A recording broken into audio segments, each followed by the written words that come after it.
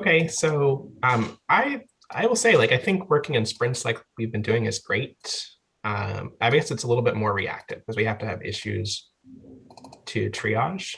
Um, but I wanted to check in how everybody else thought. So we originally had a sprint that was going to have a deadline uh, this Wednesday, and that is not realistic at all. Everyone was really busy last week with getting boot camp stuff after we finished our sprint. So my question is, do we want to do a 2-week sprint, or do we want to take a break and have a 2-week sprint that starts in a week, basically? I guess those are the two options that come to my mind. And based on that, we'll figure out how to allocate the rest of the time in the meeting. If people don't have strong feelings. Say this next sprint was specifically for your class, right? Yeah, so I'm going to be teaching my students how to use the Weaver today, or not this week, rather. And that was what we had set the sprint deadline for. But I think the more important thing is not like they get to know how to use the Weaver, but they have a final project chosen and they start working on it for having another stable release of the Weaver. So that's not going to be this week because we don't even have projects they can choose from picked out yet. Hopefully we can do some of that tomorrow.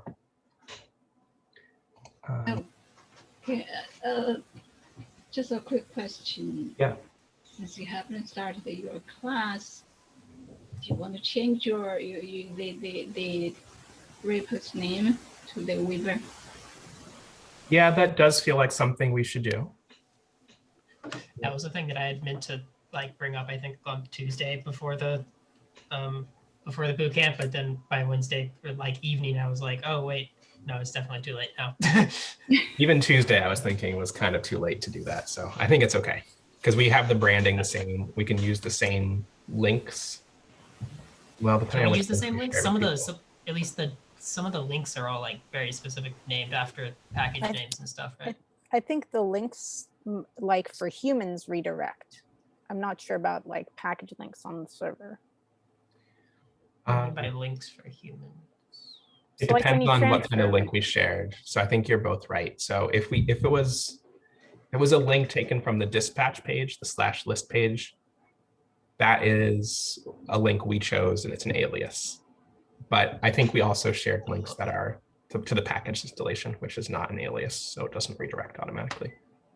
I see. Okay. Yeah, we had both kinds. I think what we could do is redirect everything, right? Make a redirect there. We could do a manual redirect. So that might be worth doing.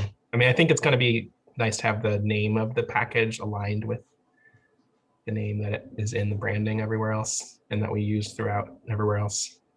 So yeah. I think it's worth doing. Yeah, I think this is the right time because now you get new users from everywhere. It's better to start use your own brand name. Yeah. If anyone at this point, if anyone asks a question, if they somehow there's a gap, you didn't redirect quick enough. If they ask a question, that's fine. It's a good question. Then you can say, okay, this is our version, which is different from Jonathan's wizard. So it makes it crystal clear.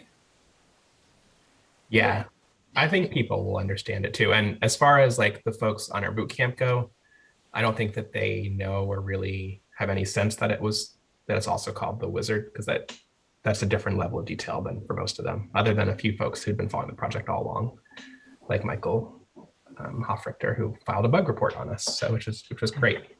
But yeah, he's the only person who had figured that detail out. Okay.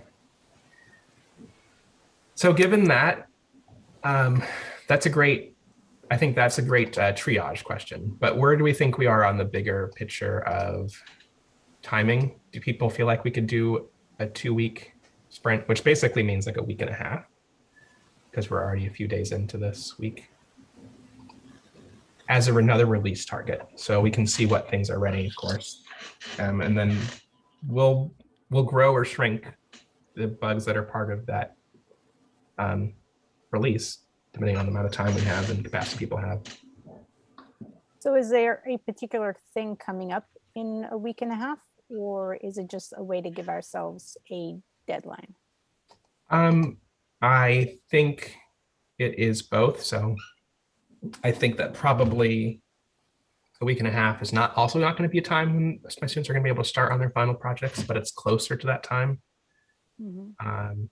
I do know like we had some bugs that happened during our boot camp that we would have probably caught if we'd had stuff in a few days earlier and been using it more regularly, but maybe not because maybe we wouldn't have been using it the same way that the boot camp folks did. But it also feels like 2 weeks is basically the standard for a sprint. And it worked well for us the last time we used that approach. So those are my reasons. Do you feel Right. like the 2 weeks is good? Good. We can make it a full 2 weeks starting today if we want to give people like that 4 days break more official in the timing too. That's another option. That actually might be good because then we would have a much more solid end on a meeting, and we are like we can at least be like, okay, let's not try and merge this. Let's try and merge this because we sort of did that I feel like ad hocly last week. Okay. All right, that sounds good. So we'll basically do a triage meeting at the end of our sprint, say, okay, this can go in this release, or it's going to have to be pushed off for the next one. Basically, that's part of what we'll do on the next 2 weeks from Monday. That seems like a good plan. All right. And I think the label is still fine, but I'm going to change the deadline to, let's see, it's March 3rd right now. We're going to make it March 8th instead. Okay. All right, let me just share my, and before we go too far into this, does anybody have something more urgent than kind of this triage goal for our next sprint? I do want to reserve a little time to talk about the two things I raised, the template question and thinking about the courts, because it feels like that might be something people need a lot earlier than I was expecting first, based on some questions people were asking me offline. I have a question. I mean, in that case, we might want to focus on the assembly line stuff and do the, I mean, do you find that more urgent than doing the wizard stuff? Well, I think we should broaden the scope of what we're calling our sprint to not be just the wizard, because I think, Okay, that sounds great. yeah, I think we could try to look at some issues for the wizard and issues for the assembly line at the same time, probably today. Sure. Yeah. And a lot of the court stuff actually is tied to the wizard, but it's not independent, right? So yeah, I think you're right. It's mostly in the assembly line repo, but part of it's in the wizard. Okay. Were you going to Right. say something, Lily? Yeah. Actually, I think I have two questions. One is that the cover letter. Do you want it quicker than later? Say Because I the word think- again. Sorry, I think I misheard. Okay. You wanted to add additional next steps, Oh, okay. Yes. topics. Do you want it now? I think I may have found the solution. So if that's something you think we need, we can put into the next one. The second question is it's related to what the comment you just made, which is that sometimes basically the weaver and the assembly line are like two parts of the same thing, of a bigger thing. So sometimes you see it's an issue in one part, but actually relates to another, or it's not an issue in one part, but it comes up as an issue in the other, but the solution is in the first one. So, for example, what I just tried this morning was there's an open issue for the weaver. It says we want to be able to run a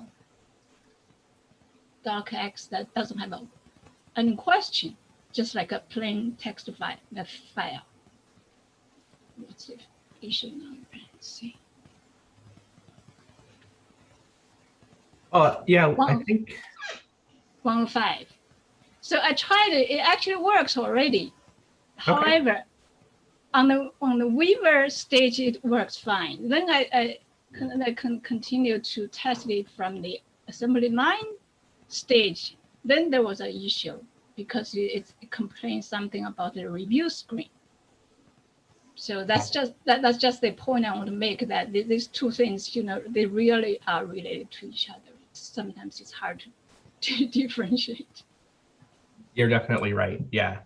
Actually, that makes me think that maybe something that we could add to the Weaver is a button to install and run the interview. Not something that we would want to encourage everyone to do all the time, but like maybe have that option to help make it faster to test. Because when we're doing a PR test, you should really run the generated code, and that's kind of a clunky step right now.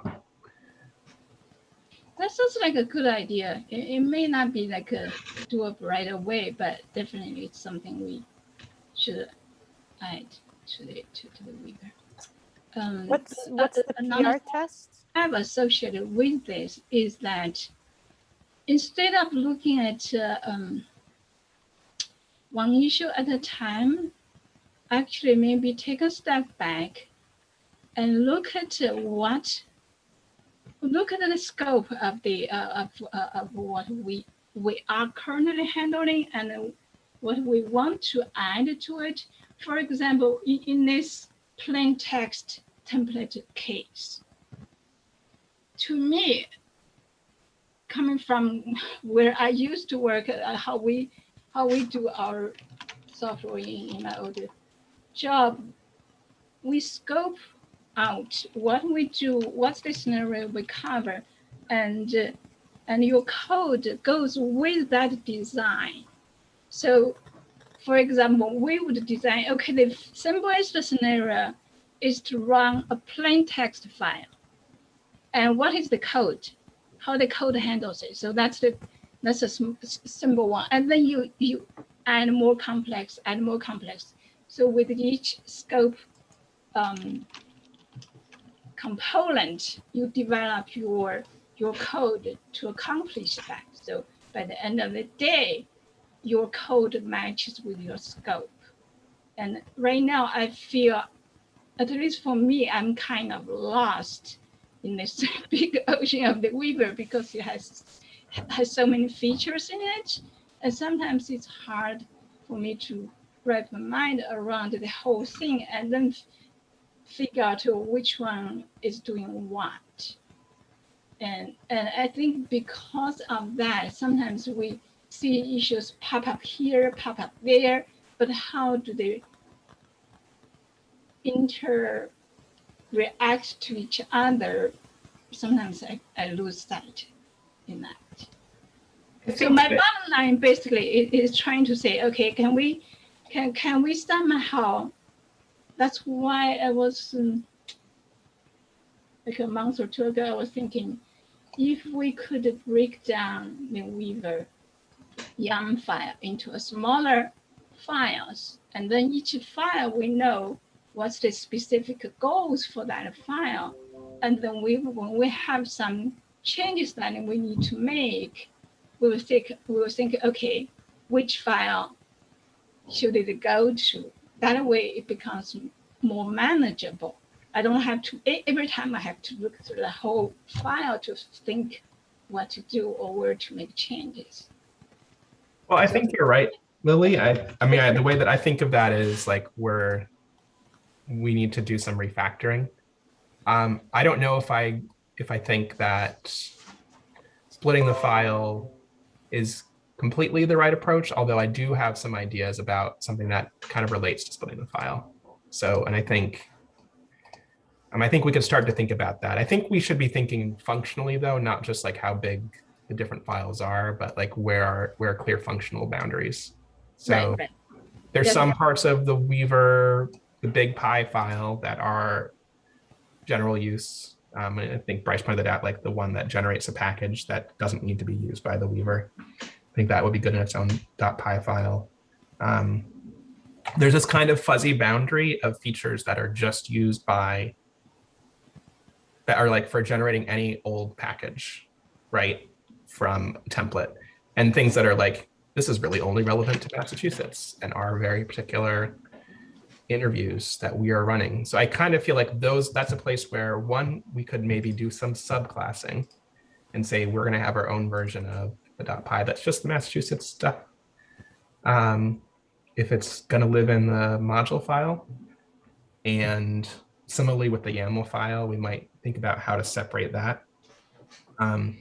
My big picture idea, which is still a little fuzzy, is can we borrow from the way that different DevOps approaches take towards automating configuration, and say, like, can we basically use a configuration template that has all the opinionated Massachusetts stuff in it, and then have our wizard be more generic with that configuration template on top of it. That would take a lot of the code out of the YAML file and put it somewhere else. Actually, it might end up being another YAML file, but it can't be a compiled docassemble YAML file, right? Because of the way the docassemble works, you can't load dependencies at runtime dynamically. Like, they have to be pre-listed and included. You have to include everything before it gets compiled, basically. So, like, I think we start to think of choices that we make architecturally should influence how we separate the files and make it clearer. And then I think we also, along the way, if we see code that doesn't make sense, let's flag it. I did a lot of just comments in places where I'm like, early on, like, this could be refactored later. And we started to do some refactoring, and Bryce led a lot of that over the last sprint. And I think we should just keep going down that road of slowly improving the code, and then making deliberate choices to split stuff out when it's right to split it out.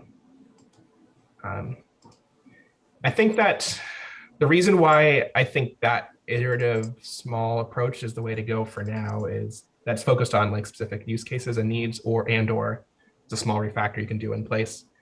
It's just because I think it's going to be more successful than trying to do a big reorganization in terms of us being able to deliver working code the whole time. I'm open to other ideas. And I think we'll probably need to come up with those specific goals for refactoring by people working with the code, noticing something that could be improved. And then we'll use one of these meetings or the teams or something else to discuss the right way to refactor it, or if it's something to hold off on doing later. I definitely think people should be looking at that when we start going through the features that we're talking about adding in. Like, where's a refactor? Can I do this on my own, or do we need to talk about it? Oh, and I see Bryce is putting some refactoring ideas there. Yeah. Okay.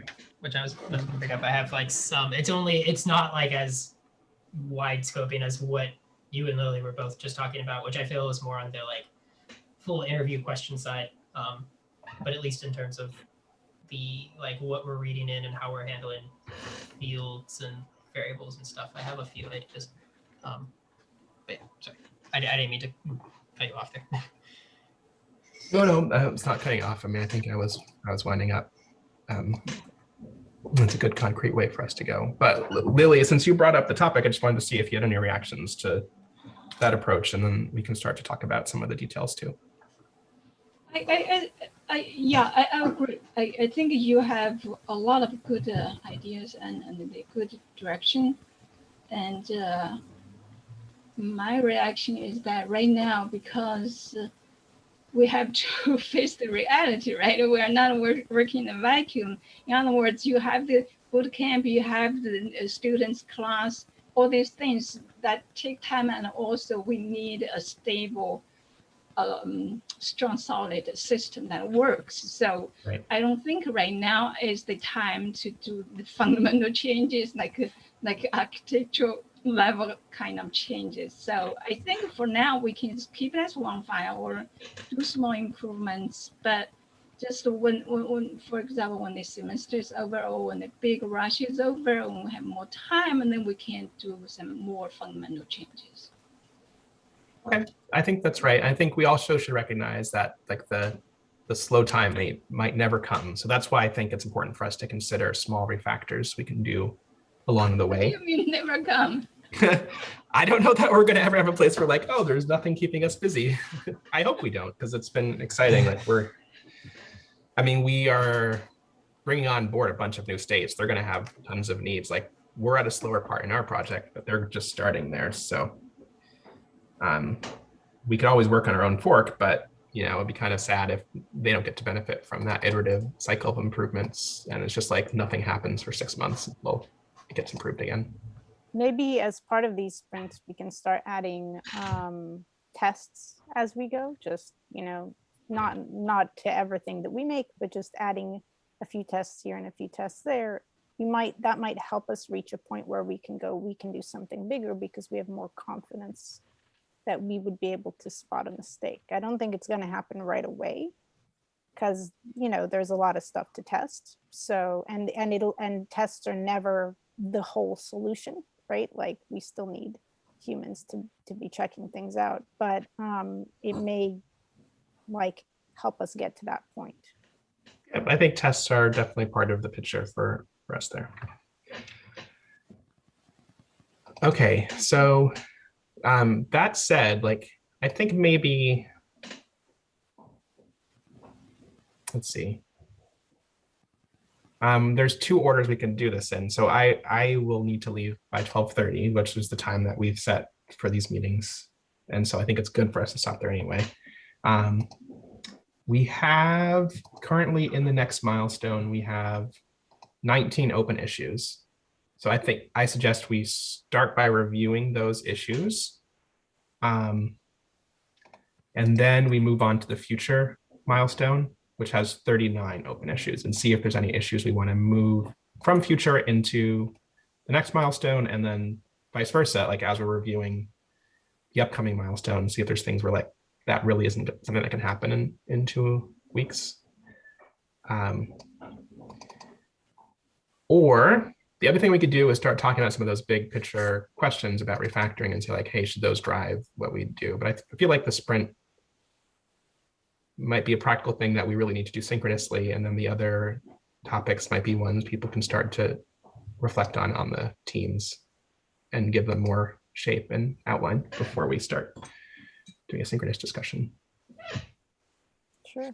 I was thinking maybe we could first talk about the PR that is in draft form right now, that I wanted to understand if we're gonna do revisit screens in this next sprint, because if so, then that PR either is not necessary or can change.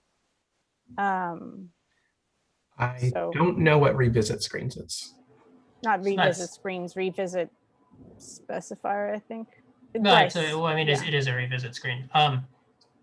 So that was essentially, I think, some of the review stuff that I wasn't able to finish in the last sprint, was specifically when essentially from what I understand, the only real way to sort of handle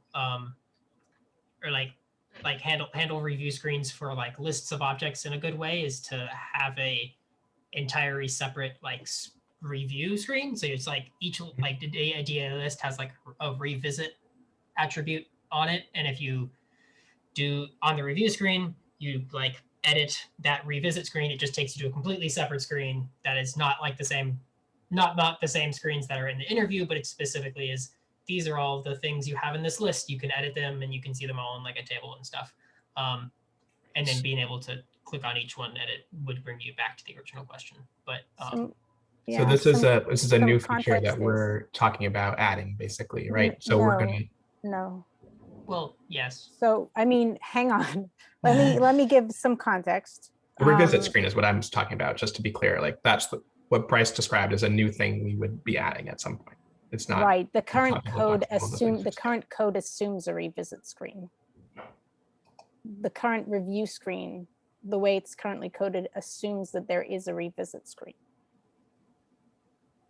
okay. Which is why Michelle's right. Essentially, this is why I wasn't able to finish it, is because there wasn't a clean way to actually it was sort of I I think it was just sort of got caught up in the rush of merging a bunch of stuff last time, where like it was fixing other review bugs, but like I'd gotten to the point where I was like, oh crap, I can't actually, like, there's no easy way to actually edit some of these, or like edit some of these like things that we're putting in lists. And then the PR did fix other review issues, or like did fix a few other issues, and so I think it got merged anyway. And so Michelle's change essentially, I think. Sorry, you can go on, Michelle. Yeah. Well, I mean, the PR I made was for then, but we, you know, it got too busy. That it was assuming that we would not be creating the revisit screen because there wasn't time at the time. And so it works on asking about each individual person individually on the review screen. So you can edit a person one's name, child one's name, child two's name, child three name, instead of it just always going to the first child to edit their name, right? So currently on I just the wanted review to screen, just it will- do a quick check on the scope of this conversation. So right now I'm hearing like a very specific conversation that sounds like it's between code Bryce is writing and code you're writing. If that's a short conversation, then let's have it now, because obviously it didn't happen in the last week.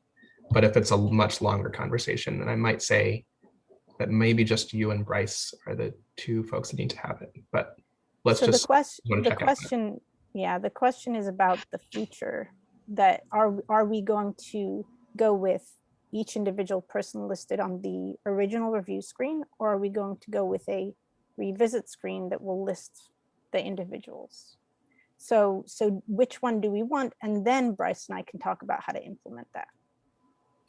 Well, I think we can't do a one at a time thing, because you don't know when the review screen is made how many people will be on a list.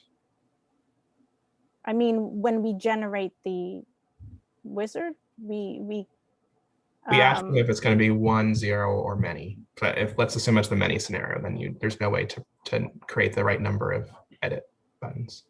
True. If there are many, then there isn't a way to create the right number of edit buttons. So I think we have to move in that direction. So can I turn it around and say, like, is that achievable in the next sprint? I think Bryce might have a better idea. I think it seems so to me, but Bryce, what do you think? My intuition is, or at least like I want to say yes, but also knowing that like I sort of like introduced like at least a few or last minute bugs into the Weaver right before the bootcamp last week. I'm a little hesitant to try and rush and do a lot of other refactoring stuff before the next one. Which again, I know we're working on like a separate branch now, and we aren't planning on changing these things. But even then, I just have a feeling that like I could get it in even with a few days, but it's just it might just change some other like latent behavior that I didn't know about and break things later. I think there's an example of that design pattern you're talking about in the 209A camera. And I know I implemented it in an interview recently. So if you wanted some working code, we can find it, and I could help with that. Okay. If we're like close to the deadline. And I think also we can treat the next sprint as a little bit more flexible in terms of things we try to get in. If it seems doable and we have to retrench the last minute, that's okay. Or if we have to extend at least one feature to a little bit after that deadline, it's not a problem. If that makes sense to, I mean, I think a sprint still is meaningful given the parameters of flexibility I just described. Hopefully it still is. But like there won't be the same hard deadline. There's not people who are going to start using it on a specific day that it needs to work for, that we're trying to target the same way for this sprint. Makes sense.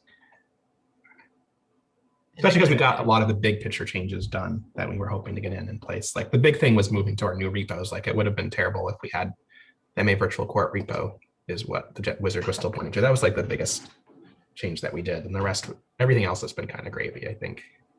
Okay, that's fair. Very important, nice changes, but like less fundamental, like rewriting stuff. Gotcha. Okay. In that case, I'd probably lean towards if that's like at least if I can measure like that, and maybe like some of this refactoring that goes towards that. if that's like the few things that I can handle for the next sprint, then yeah, I'd say that we could do that then. Or get revisit screens in them for then. So All right, so does that give you the direction that you need, Michelle? I think so. Okay. I can look at that PR and see if there's anything useful in it left. But yeah, it's I was about to say, I do feel like irrelevant there. Sorry, I I'm didn't sure mean there to- will be. I'm sure that. Yeah. I'm either way. It doesn't matter. Okay. We'll just like do something with it, whatever. Like, yeah, I don't remember the specifics. It's not that kind of moment. Cool. Sounds good. So that was a specific issue. Let me do this. Let's look at our list. And we can add new things. I think Lily, you had something we might have already covered, but might have been something that's also could be in the form of an issue that's on this list. So this is what we have. Like I said, we have about 20 issues here. Mostly they're not assigned to folks. So that would be one of the things we're going to do. And then we want to add missing ones and take out ones that just don't seem like they could happen by March. What is that, 8th, I think? Look at the date again. Sorry. Yeah, March 8th. Okay. So 2 weeks from today. In other words. All right. Let's just, unless someone has a different idea, I could just go down one by one and talk about them. Okay. So this one, Bryce, you have your name on. I think it's related to work you're already doing. How does that feel next sprint? Good? Yes, I was gonna say this is essentially very close to what we just were talking about review screens and revisiting instead. And so, yeah. Okay, great. Michelle, you opened up this issue about how to label the continue button field. Do you have some thoughts about language, or was it just more in the nature of? It'd be in there if I did. But that would probably. So I will say this is really close to language we used to have that I think people said was confusing. And so I replaced it with the current language. But maybe we need both. I think this is basically the pop-up info that you get. I mean, so let me just explain like why the continue button field is there, like, and why when I designed it, I thought we should add it. So because when you, in the interview order block, you list the variables that are basically the most relevant one to trigger that screen, right? But if all the questions on a screen are optional, you can trigger it, but it will be a little bit, it will feel a little bit weird, I think, to trigger a screen where with a variable that isn't relevant. And it's especially true if you're triggering a screen right now in the wizard. There's no way to add like show if hide logic, but like the docket number page, for example, right? In their interview, in the Weaver, it'll generate a question that has docket number. But if docket number is optional, you might want to prefer to ask a question like, is the docket, do you have a docket number? And that would make more sense to list in the interview order block. By putting a continue button field on it, like that could be kind of like the placeholder for that variable that you haven't used yet. That makes more semantic sense. But it's not that it won't let the work. interview run the first time. Like Either way, the interview will work, right? Because if it's shown on the screen, then they can, as long as it's not hidden, it'll get set to an empty string, which is still a valid value for it to have. So the interview will be able to run. It's really only if you use show hide logic on the screen where it will either break and you'll have to change the interview order block, or it just won't make as much sense when you're reading it. It's like kind of a fuzzy concept anyway. Like I just had to spend like a couple minutes explaining what I was thinking about it. yeah. So I'm not sure other people think I about. mean, it how to seems explain. to me an okay starting point. If people are really finding it super confusing, I can try and go through it with a couple people and see what wording they use. to describe that situation. Or, you know, just do some user testing. But So it sounds like you're ready to, do you want, I don't know if anyone could Do you digest that just and wanna add those leave it? notes to the issue, but do you want to try addressing it, whether it's to leave it the same or to add the new language, but to close this issue either way? Sure, though I didn't understand all, like, I wasn't able to connect the dots between, you know, of all your explanations. So some pointers, you know, my understanding is that optional questions get more complex, like they have more complex ways to write about them, and that this does not offer that complexity. Is that kind of the picture we're looking at? So It doesn't I'm read going to try to write it compatible, down, the most Okay. important concept, what I said. I was thinking as I spoke too, so that's why it was a little confusing. Yeah. So this is more like a tie a variable to this button so that it goes to that particular place where you want, or the block or Yes. question that you want Yep. to Yeah. ask, right? When you add the continue button field, that's the variable that gets listed in the interview order. Right. I think I usually in some of my interviews.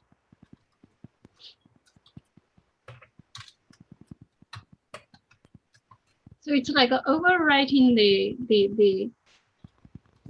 Docker symbol innate logic or something like that. You basically you redirect the flow of your question instead of let the core system direct it, right?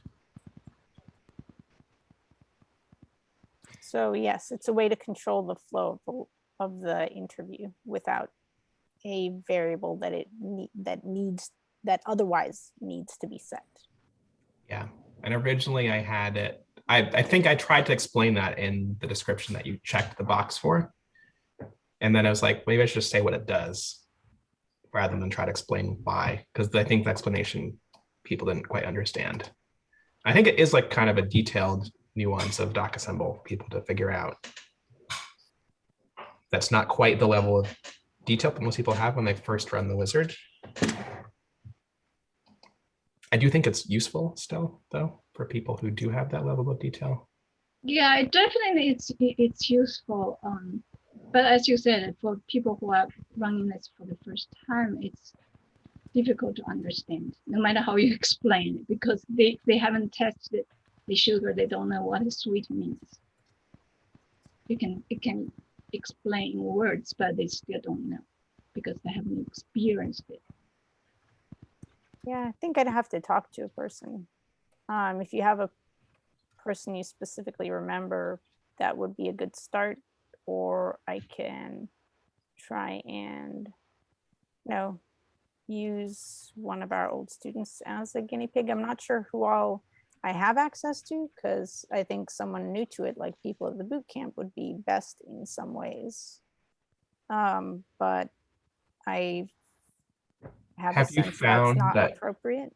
Have you found that people responded to like a call to like, can you help me test this? I haven't seen how the response has been when you've asked that before. No, generally, I mean, like, I don't know which people, but generally in life, no. Like, that's not a common occurrence in life. It's a hard request, I think, for people to be able Yeah. to respond to. Yeah, I agree. But that's why I say specific people, right? So I would like pick specific people and ask them if they would be willing to go through with me.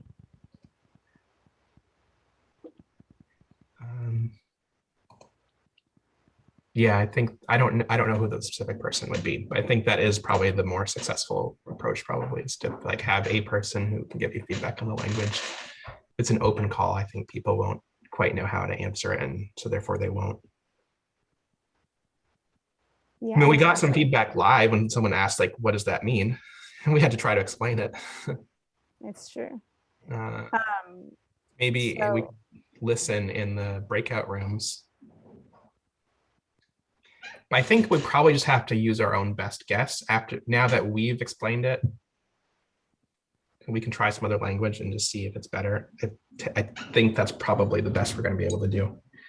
Unless there is someone who's like, yeah, I can look at this with you and explain it, which there might be. But Maybe say It's just- something like This is one of my best guess. Oh, sorry. Go ahead, Lily.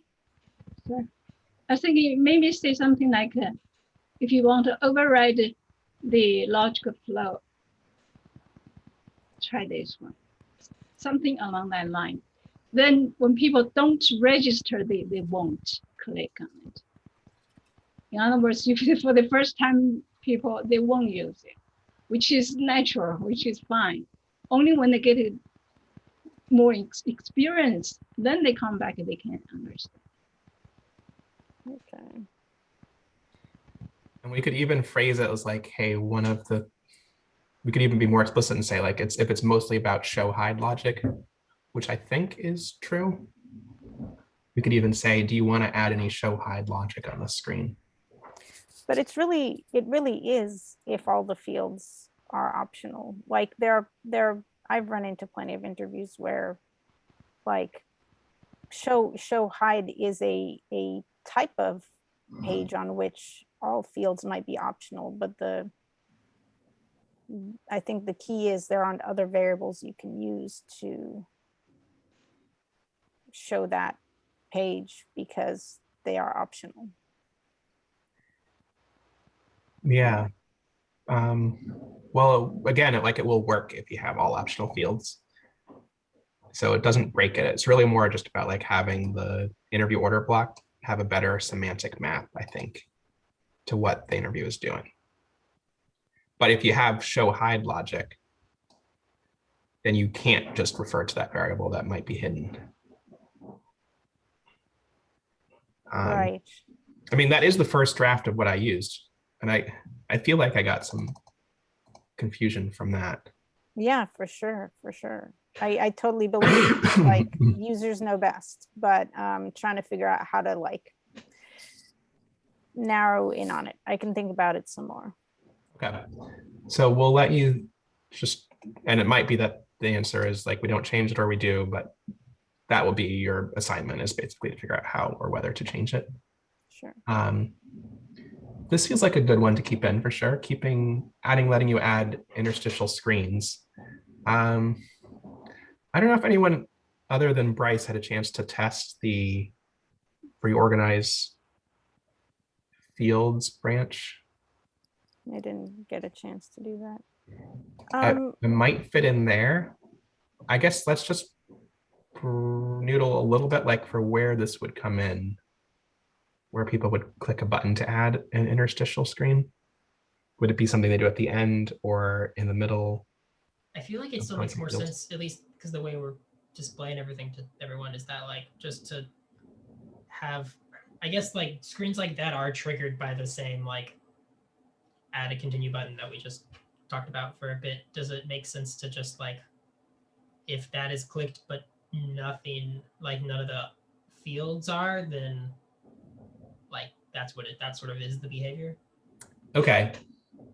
That does probably make sense. Yeah. I would actually push on that a little bit because it's so hard to understand what the continue button field means that I think adding this to it, I don't think it would make it a very clear feature. I think you can just say, there are no questions on this field, or I want this to be an informational field, and then the other fields are either disabled or hidden. Okay, I have a question. Why did we remove none of the above field? Because it was breaking for a while. That's why I removed it. So we could add it in. And Right. But I think when we fixed that, when I text with that field and it worked. So in other words, we can still keep that field. We can keep that field now. Will not break. So it will solve this problem. And I don't think we need to do more about it. I think if we just rename it to this, this page has no questions, or this page is an informational page only. That might be sufficient. And then we just have to make sure that if people click the, you know, I want to continue button field on this page, that it doesn't break. No. It broke. That was an issue that I fixed. And when I tested my fix, I tested with the none of the above field there. So it works. And then I like to keep this none of the above field because in my case, I had a file that has, let's say, 10 fields. I click them all. In case I change my mind, I can click none of the above, then all these clicks will be cleaned up for me. I don't have to unclick myself. So that's another additional benefit of this field. And besides, with this one, you can just create a plain screen without breaking the code, without, I mean, you don't have to have field on it. So I don't know. I see all the good stuff about this field, about this none of above. I don't see anything bad now at this point.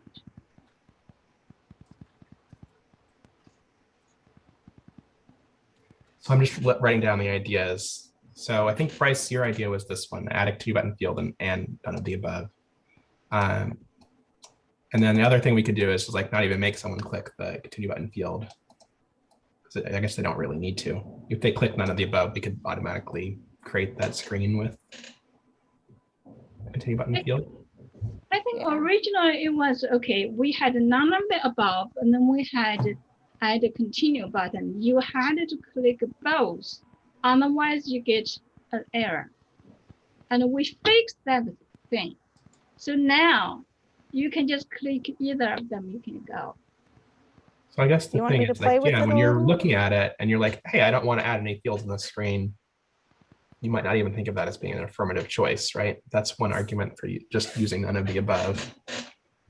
The Right. benefit of having a button that explicitly hides all of the fields on the screen is like it's easier to visualize what that screen will look like. You're not really adding something, you're just taking away the fields that would be distracting in a list. But Do you want me to just try doing something with it? Would you like to work on this one, Michelle? I think I could do this one. Yeah. Okay. All right, let's try some options and then we'll come back and look at some of them then. That seems fine. I think I've captured all of the 3 choices basically though, right? I said radio button. It doesn't have to be a radio button. It could be a checkbox, of course. But you might have. Yeah, I read that into the, I read my own interpretation. Okay. No worries. I just wanted to make sure, Lily, maybe you and I can talk about it later, or if you want to say something now, that's also, I think I interrupted you though. Do you want me to add you to the issue too? Lily, would you like to think more about this UX? yeah, I can work with Michelle. Okay. So let's go back and see what else we have here. These do seem very good. This seems like a good issue too here.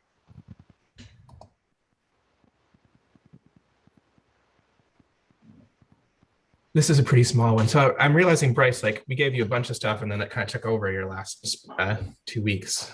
But you maybe have to turn to some of the Tyler stuff. So I mean, I'm happy to work on some of these small ones too.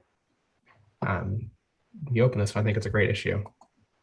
Yeah, that would probably be a good idea because it does feel small, but I don't know the right thing off the top of my head. So someone else could probably do it faster.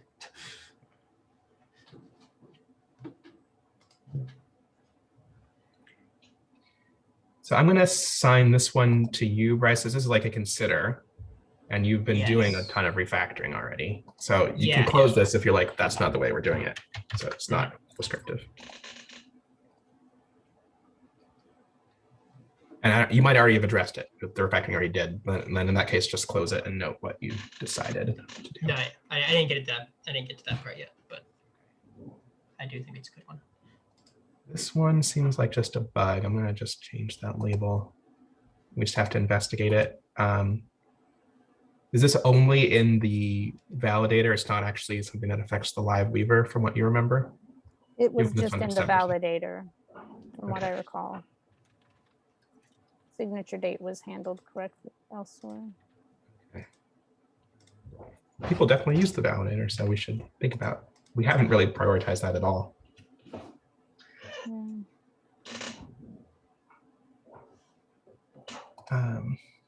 Anybody want to look into this?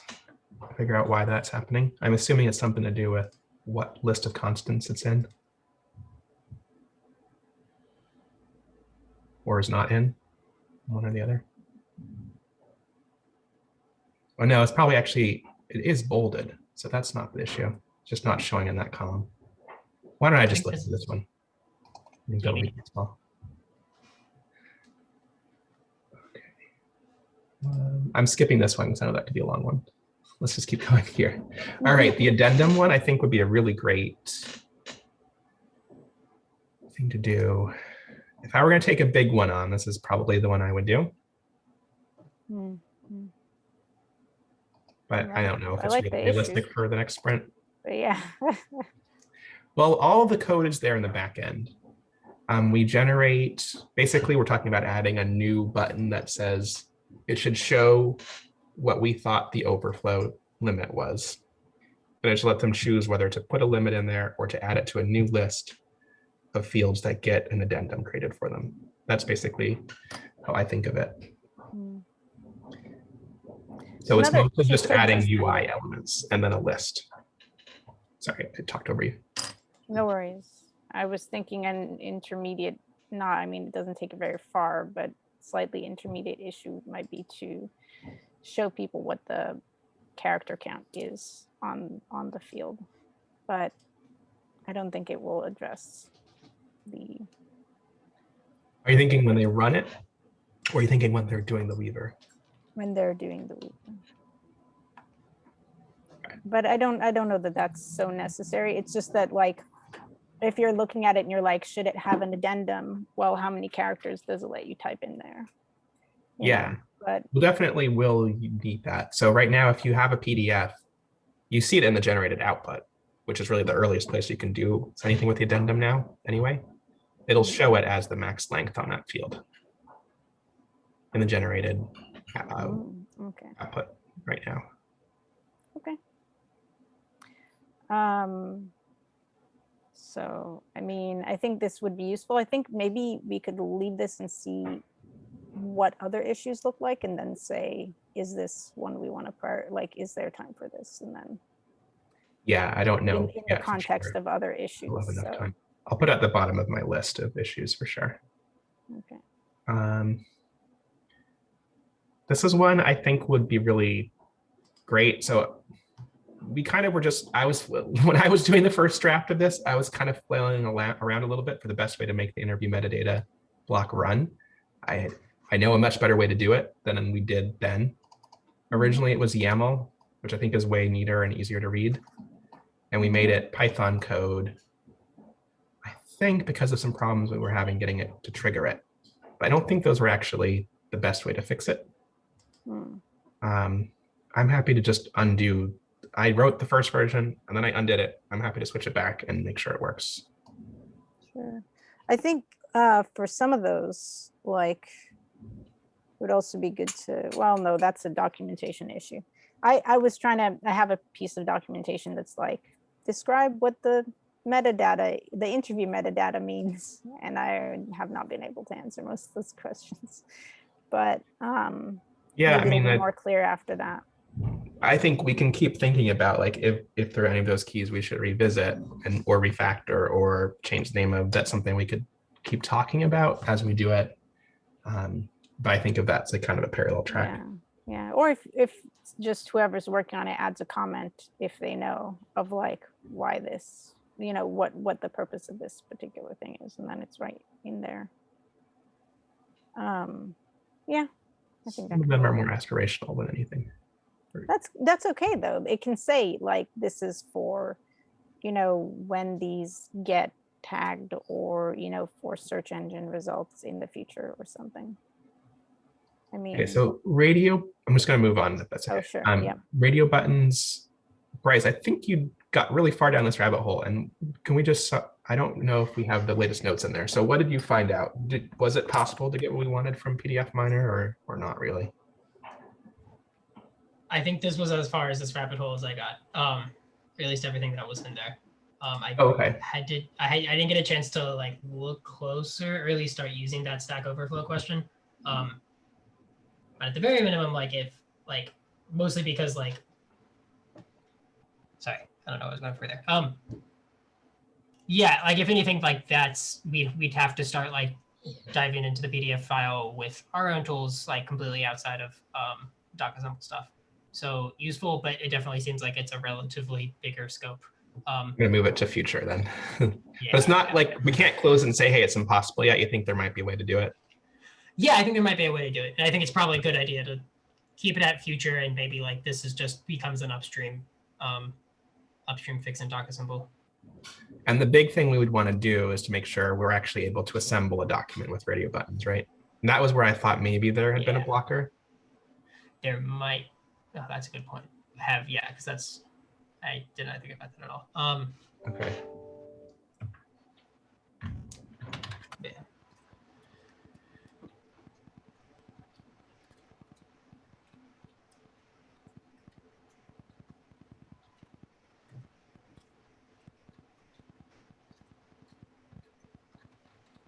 Let's change generate to fill.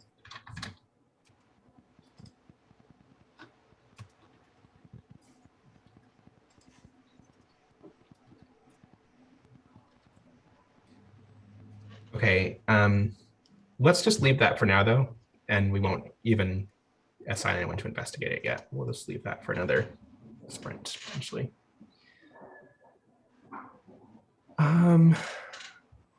Okay, Michelle, we'd open this. Does this download a working? I think it would be more important to just simply write the tests, like write a set of tests for different functionality for that interview page.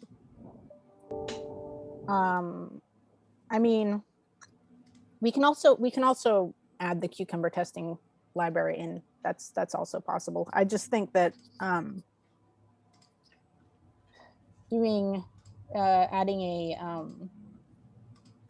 adding tests in would be more valuable than adding the framework, the library, the automated part of it, right? I guess we can do both. Scope-wise, we can do both. So why not? Scope, I think this was open in August, so the scope can definitely be very flexible. Do you think there's anything here that fits in this next sprint? Should we move it to future? I mean, it's fast. I could do it, but I don't think it's totally necessary. So I think it could be moved to future. Okay. Well, I think it's okay to change the scope. Like this was open in August. So what it is isn't necessarily that clear just from because we wrote that description. It can change, I think. Run the wizard through and download a working interview. That's fair. Yeah, I think it'd be more useful to have the other tests in here. I can add the framework really easily, but do you think we should close this issue, assign it to future, change the scope, keep it open, but move it to change this timeline? Okay. All right.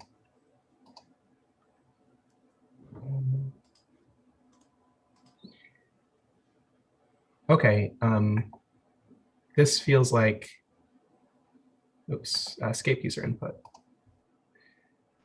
Do you want to do a little investigation for this, Bryce? And I think we see how it overlaps with the YAML one, but as you pointed out, it's not the only place. Does that feel?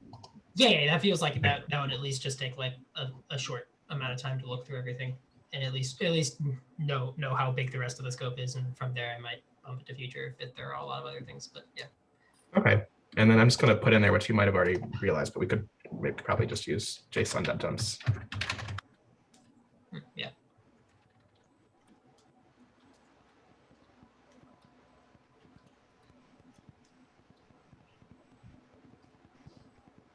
Did you need to leave at 12 or 12:30?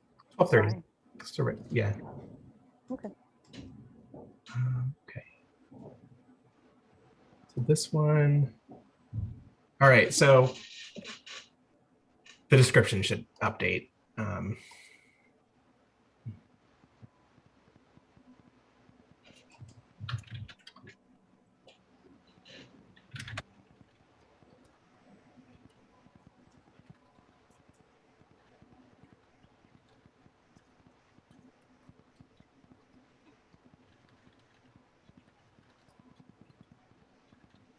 Change the description. I'm going to assign myself because I got pretty far down the rabbit hole on the form that Mia and Rebecca are working on now. I was gonna say I was confused because I actually thought your explanation of like gathering I would thought it was explain right, why it had changed. Because but it that wasn't like that change. The change It was wasn't? the making the objects block that caused the problem. Because that appears later in the file. That takes precedence as a way to define defendants and plaintiffs. So our code that set plaintiffs and defendants never gets run because that's in the included file, which happens before the objects block. I see. Okay. So we just have to not add defendants and plaintiffs to the objects block, which actually is, I think, pretty small scope. It's just that one piece of code that generates the object block we have to change. Mhm. And then we shouldn't ask about those, which addresses a related issue. Which I don't know if it's linked here. It's not. Let's see if it's you found it. Okay. If you want to drop that in as a comment here, and you can close the other one actually, and just say it will be resolved when it's in the other one. Because this is the one that I'll work on. That will make the other issue redundant. Okay, invalid field names. I'm just thinking of scope, and I know I'm adding more stuff to your plate, Bryce, but do you want to think about this one a little bit since it's related to the filtering? Oh, just you had to go off camera. So maybe I'll add you for now. When you're back, you can tell me no, that's too many things. All right.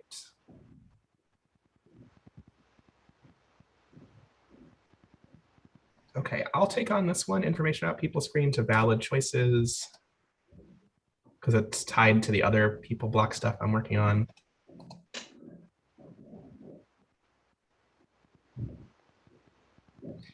Michelle, can I assign this to you since you worked on the main order block and the interview order block? So what I just noticed is that it was really far down to get to the interview order block. So my thought was, let's change the order of the main and the interview order block. Move yep. So the interview order block comes first because it's the custom code that you're going to have to be likely to interact with. And also take out some of the comments that we had, like really detailed comments. Now that that is a smaller block, they basically double the size of the main order block. So maybe we want to think about whether those are really needed. I think we could remove most of them. Maybe that's just because I am familiar with the code, and maybe that's not true for maybe a new developer would find those comments really helpful.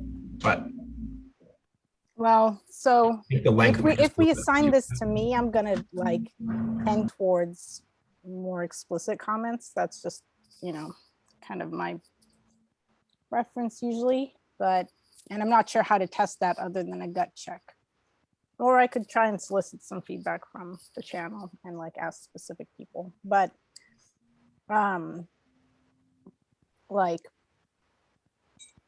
we could look at one and just like maybe it'll be helpful if we looked at something more specific and see about like we can figure out like where some maybe we have 20 minutes, so we are almost done, so we might be able to what's some consensus. So let's see. Will this turn off when you leave? I'd say like to keep the scope of these meetings to an hour and a half. It's not just that I can only be here for an hour and a half. I think that's the length of the meetings should be, Michelle. But if people have other independent meetings they want to do, that's fine. But these meetings shouldn't happen when we're not all able to be happen. Well, I wanted to do an unrelated thing that was about code. So, and we said we might be able to do that after this meeting. Like just about, you know, other topics. I was hoping we'd be able to fit that into the hour and a half. I mean, obviously people are still allowed to, can still talk, but I guess I just want to make sure that the division between the meetings is clear if it's beyond the scope of the time we have blocked off for it. Sure. Okay, what was the one they're working on?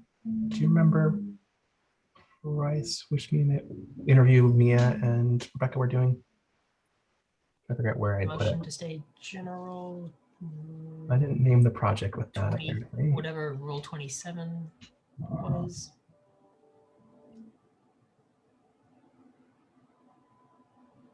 Okay, I might just pull it into a new playground here.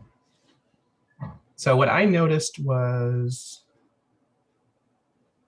yeah, I'll make a new playground for it. The biggest issue is getting 70 lines before the part which you're almost is the first thing you're going to change to do add logic. So.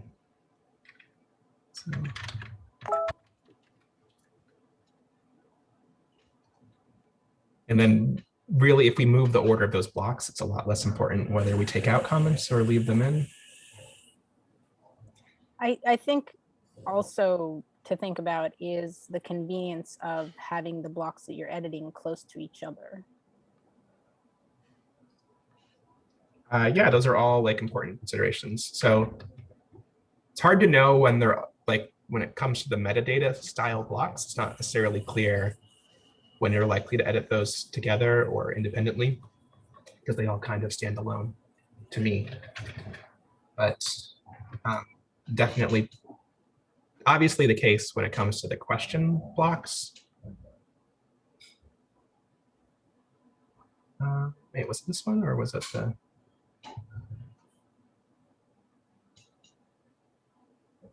Yeah, I think this is the one. You can just look at its file. I mean, you don't have to. Oh, I guess you're right. We could just look at it on GitHub. You're right. Good point.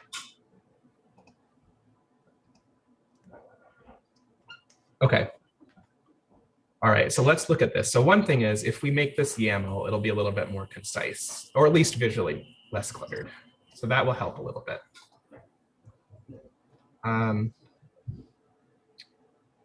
Here's a comment that we might consider taking out. I'm not sure that it's helpful or not. I think it makes sense to have the title of the form at the top, to me, right? It kind of makes sense, doesn't it? This metadata block won't work if it's not towards the top. It's a mandatory block that has to be towards the top of the file to ever run. But what we could do is we could make it mandatory in a different way. We could trigger this variable as mandatory and then have the actual metadata block be a different part of the file. Sure. And then it will trigger the definition would only be set when this is run. That's something we might be able to do. We can experiment with that a little bit and make sure it works the way I just described, but I think it would work. Okay, well, let's keep on going. I want to add some logic to my file. Let's see, where do we go? Keep going, down, down, down. Okay, we get to the interview short title, type of form. Again, those feel like, okay, those are metadata. Kind of makes sense for them to be towards the top of the file. Sections, all right, our default sections is only one button. But if you want to customize that, again, it kind of makes sense for it to be at the top of the file. I feel like the features, navigation, we might want to move to our assembly line AL code file, maybe.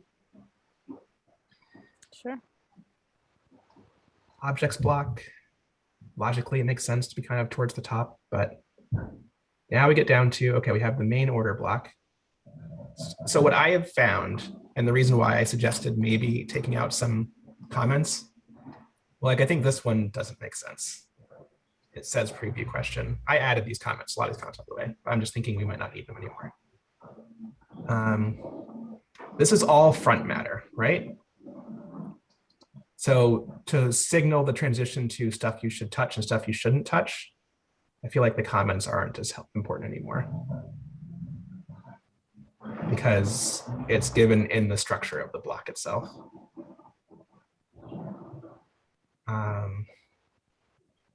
But this is about half comments.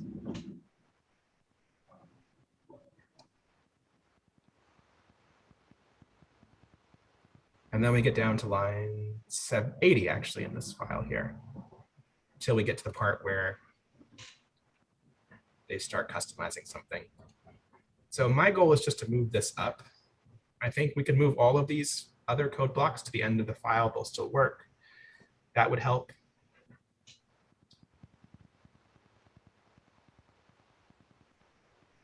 I think the part we could talk about is the balance of how many comments to have here versus making it easier to jump to the place you need. There's visual ways to make comments easier to pull out and identify. Like we could use like a line of hashtags, for example.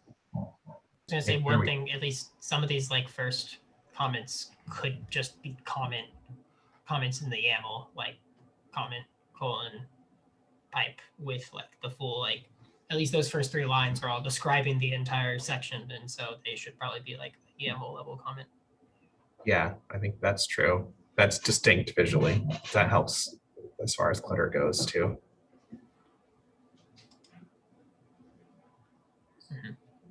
I don't think the ones that just say what the thing is are that helpful, probably.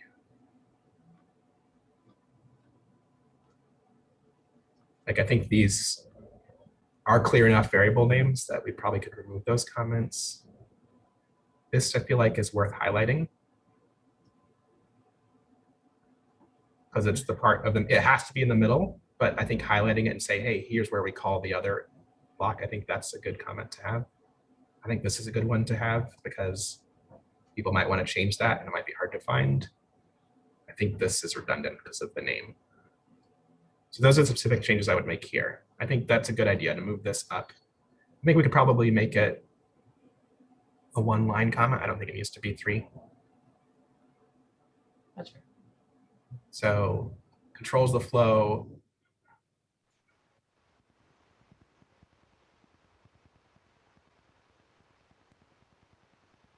Could be like probably 2 words, flow controller or something like that. Maybe, I don't know. And then this is information if they want to edit it. So I think we want to get that sentiment in. Any other thoughts people have about this before? I think to me, the main thing is like, it just was so long to find this. So it makes it hard to find this block when you want to edit it. And it just felt kind of weird for it to be so far down in the file.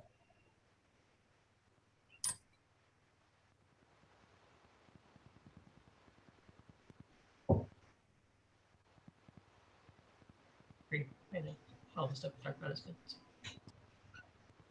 Yeah, I mean, it makes sense, but I mean, it sounds like you really know kind of what you want. No, I mean, I know where I was experiencing some pain points with it. I'm just having some, I think for the comments, I feel like that was my opinion. If people have different ideas about how important some of those comments are, I want to respect that. But I wonder if people have other ideas for how to reorganize this. I think the big question is moving the metadata stuff towards the end of the file, does it feel like a good choice to people? It's kind of a little bit like that's kind of front matter you would put at the top of a file, but because it's 80 lines down, I feel like it's too much front matter to me. We could have a like do not edit section at the bottom, but you want to be able to edit the metadata instead. Edit section. So can you explain what you mean by that, Michelle? Say that again. Say that again, Courtney. Can you? I didn't know what you meant by edit section. No, a like this doesn't get edited very often. Like it is rare to edit this information type of area. So maybe like we'd have like a line of hashtags to visually set off like, hey, here's where it, and it will say like, here's the metadata stuff, put at the bottom of the file and just visually. Okay. Lily, what were you saying? Yeah, I was thinking the same line where we know, okay, some of the blocks people don't need to touch at all. We can just put them to the bottom. Whatever they need to edit, probably put it on the upper part, so it's faster to find. Okay. So all right. So it feels like people are comfortable with moving the metadata towards the bottom, and we'll have some like way to visually flag it. Is everyone, is that right? Did I correctly describe people's feelings? Yeah, I would say like we don't want too much at the bottom either, because, or at least when I use these interviews, I'm like, okay, the attachment block or review screen, I know what's at the bottom, so I go there. So I don't like scrolling up either. So like So then splitting between the top and the bottom may be a good middle ground, you know, maybe a good way to do that. Not everything is going to be at the top and not everything is going to be at the bottom, and that'll work, you know. Then I have a long-term thought. I mean, a thought for long-term goal that maybe we generate, let's say, 2 YAML files instead of 1. So one file you need to you can add it to the other. You don't need to touch. That way it's crystal clear. For a really big interview, I mean, I do use that design. I think it is helpful. I mean, the problem with the multiple files that I see is just which file do I go to? So unless you have like a really clear concept for splitting the files, yeah, it's easier to navigate the file when you're working in it, but then you have to know which file to go into. Well, you tell people which one to go, because one is that you don't need to touch, you don't need to change. The other is for you to customize. So you always go to the one that you need to customize. I think there are like different degrees of not touching. I think there's like, you know, I don't think there's a lot that's like never ever touch this. I think there's a lot of like, you probably don't need to touch this usually, if I have remembered correctly. So I think it might get a little bit more complex there.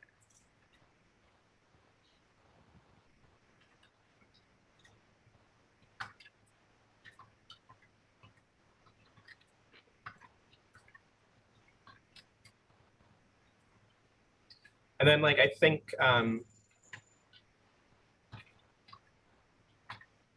self-explanatory comments.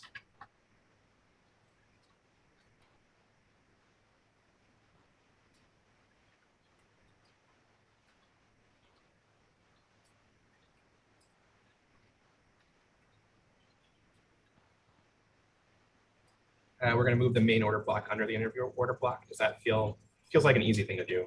It's not, I'm not saying like, let's move that to the bottom of the file, but just moving it so it's under the interview order block might be nice. Yeah, that'd be a quick one. And some of the other blocks, yeah. Yeah, I think we kind of went over in this video, like, so what the blocks are. Move the main order block directly. Okay. All right, I feel like I think that was good to discuss. Like, I didn't want to just, that's why I didn't just say like, that's how it should be, because I don't think I said that. But, all right.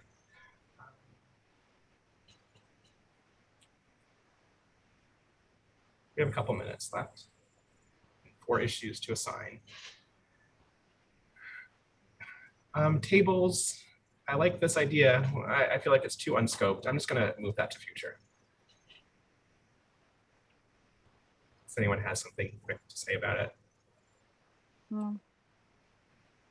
I don't think like we could come to consensus about how to label the different things. And I think it needs too much support code for us to be able to use it right away. Although this touches really closely, Bryce, with how whatever you design for the revisit screens, it would also touch on these. I think it's an important feature to have, but I just don't see it happening in our next sprint. Mm-hmm. Michelle, given that scope and clarification, is this a good one to send to you? No, no thanks. No? No. Okay, I'll work on this then. Okay.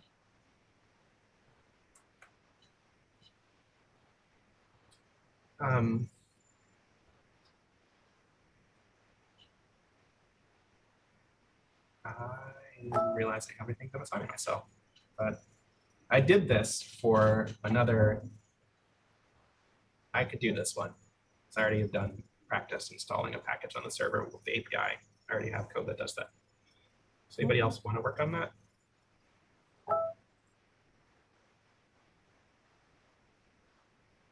Okay. It's a long-term goal. I can try, but not for the next sprint. I think I can get this in the next sprint, actually. Okay. It's pretty small. Okay, and you're working on this one already, Lily, right? Yeah. And you think you're close to solution. All right, so that is it for what we had put in the milestone. Now that we've gone through the whole thing, anybody want to make any suggestions for things we should take out or want to jump on something? I assigned a bunch of stuff to myself. If anyone wanted to jump on any of those. I have another one. I think it's a bug, but I don't know the urgency about it. Okay. I can share my screen. Yeah, sure. And it's just 3 minutes for me, unfortunately. Sorry, guys. Yeah, it's quick.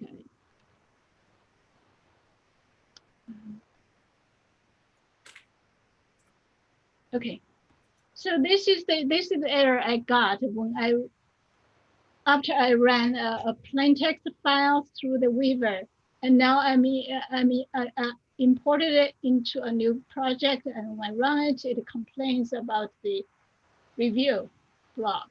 So Can we see the file? Yeah. this is the file. My This file is is the called review no block. field. That's why it says no fields. But basically, that's the block. I think that's. Oh, okay. There's an empty review screen. Is that the thing? Right, the because review screen there's empty? no fields. Why do you need it to review? I get it. Okay. Well, that does feel like a bug. I mean, we shouldn't Yeah, that's generate fair. review That is a screen bug. if there's no fields. Like this one. Okay. You really need to review, right? Yeah, I could take a shot at that since I'm doing a bunch of review stuff. If we want to make a quick issue. All right, that's it. And all right, so since we don't have time the next 2 minutes, I think let's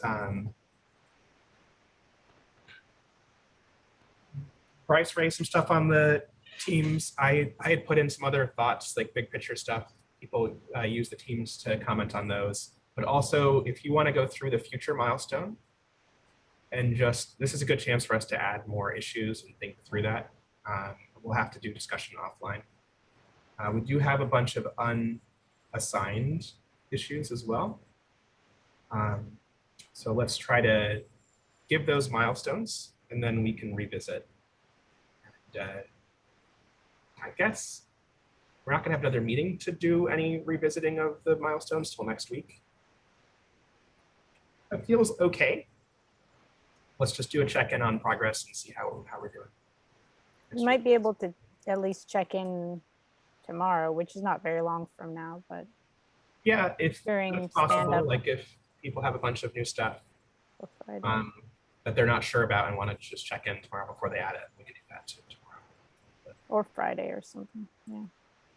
I know know. tomorrow probably will be, a lot of it will be for the boot camp, and we need to do some forms triage. So I'm thinking we might not really be able to fit this in. And it's only an hour because we have the Formtastic conference at 1. Sure. Which is why I'm suggesting Teams might work better. But, okay. I do want people to think about this milestone that I just added, which doesn't have a date on it. Take a look at that and see if you have any thoughts on it too. It can just be comments on the issues, or it could be on the Teams discussion. Well, which that we just added? This is a milestone that I created over the weekend. It's called Improve Flexibility. Can you And it share just has the We can't that's see on your it. screen. We can't see your screen. Oh, I'm sorry. It's called Improve Flexibility. Okay, well, It's That's one a of the good- great milestones. yeah. So take a look at I did that. see that earlier, and I And if you have any thoughts on it, feel free to drop them there on the Teams. Improved flexibility it's in the Teams doc. It's one of the milestones. I already put some issues on that milestone in the Weaver. in the assembly line. Yeah. We didn't even start looking at the assembly line repo, but I want people to take a look at that too and start. If someone could take on making a milestone and start thinking about things that would go in there, that would be great. Yeah, I can just mirror the milestones we have in the Weaver since that seems the Yeah, best. that's exactly right. I think it should be the same milestones. Okay. All right. Well, it was a good meeting everybody. I think this is great. I think we have a nice scoped milestone. Actually, even though I just assigned myself a bunch of issues, I don't feel like they're all too big. We'll see how it goes. Okay. I'll talk with everybody later. See some of you later day and some of you tomorrow. All right. That's good. Yeah. So then, Anyone? is anybody staying on for something else, or I guess we would do a different room or something? I think I need this Zoom, so I'm gonna. Yeah. That's okay. I'm gonna close the meeting. Use the Teams. You should certainly still talk if you want to. Sure.